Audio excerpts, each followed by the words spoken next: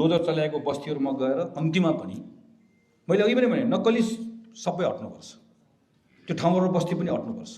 सरकारले अध्यादेश ल्याउन पाउँदैन, ल्याउन पाउँछ। म सरकारले अध्यादेश ल्यायो, अध्यादेशबाट शासन गर्न पाइँदैन भनेर नारा लगाउँदैन। हिजो हामीले पनि ल्याएको, संविधानले त्यो अधिकार दिएको छ। कहिलेकाहीँ कार्यकारीले आफ्नो कामहरू प्रभावकारी बनाउनका निम्ति आवश्यकता अनुसार ल्याउँछ, गर्छ। हामी हिजोको जस्तो यो 51 सालको जस्तो होइन। यो हामी सरकारले यो गर्यो सडकमा आऊ, सरकारले त्यो गर्यो सडकमा आउँदैनौँ। हामी यहाँनिर अप्ठ्यारो पार्नुपर्छ कि पार्दैनौँ। त्यसरी हामी कन्स्ट्रक्टिभ रोलै गर्ने, हामीले मद्दतै गर्ने हो, किनकि हामी परिणामै दिन चाहन्छौँ। र 5 वर्षपछि हामी पिपलको बिचमा जाँदै गर्दाखेरि हाम्रो अपोजिसनकै रोलका रूपमा हामीलाई ठिक ढङ्गले हामीले काम गरे कि गरेन भनेरै जज गरिदियो भनेर जान्छौँ।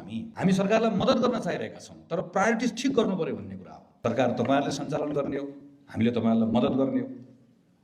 हामीले मद्दत गर्छौँ। कसैको सनकले खोसिन्छ, यो कसैको लडले खोसिन्छ। यो मैले आजदेखि खोज्दै अधिकार जान्छ भनेर जान्छ। यो नेपालको संविधानको धारा 34ले धारा 17ले सङ्घ संस्था खोल्ने